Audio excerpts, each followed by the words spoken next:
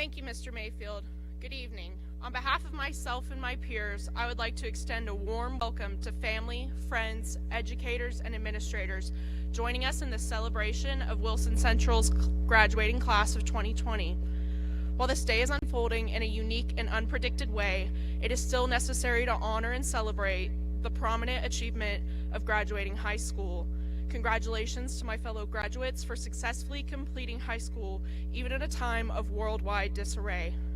I commend each and every one of you for your perseverance and dedication. Since 5th grade, I've been looking forward to the day where seniors revisit their middle and elementary schools, to relive old memories and to bid a thank you and goodbye to teachers that stood out in their education. That day will never come for the class of 2020. COVID-19 has caused the schools we were supposed to visit to close with student entry prohibited. Furthermore, Stoner Creek Elementary School and West Wilson Middle School, schools I attended with many of my peers, are also closed due to substantial damage from the March tornado.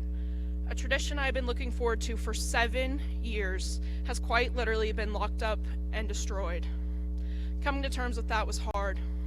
I'm sure most of you understand the emotions I felt and I'm still feeling. Every single one of us had significant events we were looking forward to that have been canceled or severely altered.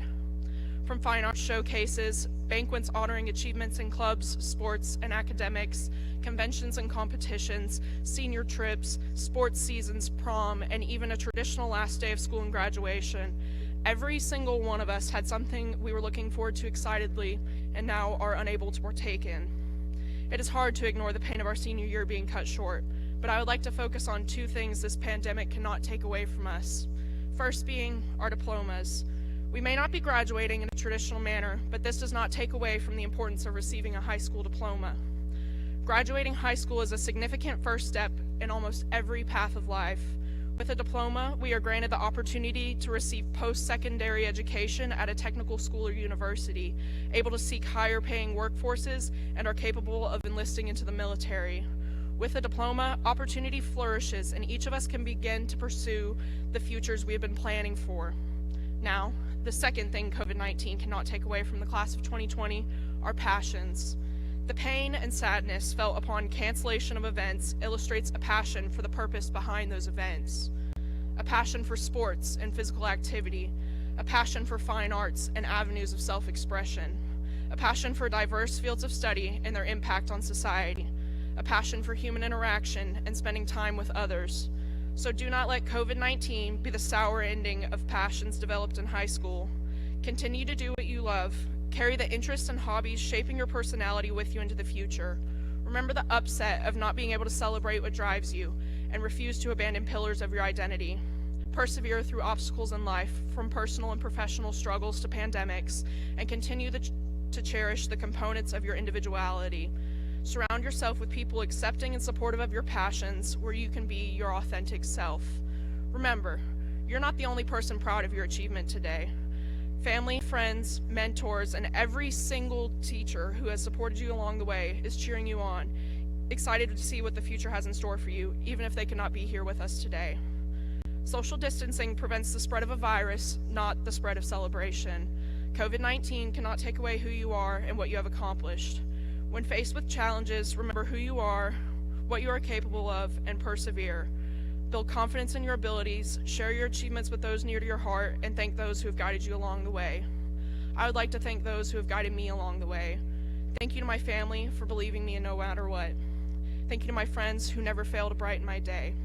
Thank you to Ms. Grooms for nurturing the creative expression that is a key component to my identity. Thank you to Ms. Weeks for exposing me to the discipline I have fallen in love with and will pursue in college. Thank you to every single educator who has listened to my fears and doubts and helped me find confidence in myself and my achievements. Thank you to Wilson County Schools for a phenomenal 13 years of education. And thank you, class of 2020, for your time today. Relish in your accomplishment and the future you have built for yourself. Congratulations on graduating and having the most senior skip days in Wilson Central history. That is where my original speech ended, and that's where the speech that I gave at 4 p.m. ended.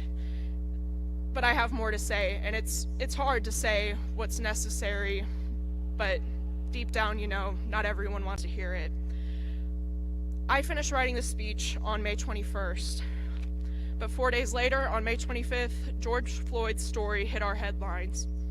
Unlike COVID-19, racism is a virus riddling our country that does have the power to take away accomplishments and passions. The deaths of individuals such as George Floyd and Breonna Taylor illustrate that since the foundation of this country almost 250 years ago, America has not been able to admit that Black lives matter. Hatred has stripped these individuals of everything they have, their accomplishments, their passions, and their lives. If injustice makes you uncomfortable and disturbed, do something about it. If you don't think there's injustice, you're not listening. Listen, empathize, and seek justice. Exercise your First Amendment rights to voice your opinion and amplify the opinions of the silence. And most importantly, vote. Please, vote. Voting directly holds legislative bodies accountable and illuminates the desire for reform. Voting is how your voice is heard. Finally, on this Juneteenth, let us remember two things. First, the history of injustice and racism that has plagued our country for too long, and that sadly, the fight for equality is far from over.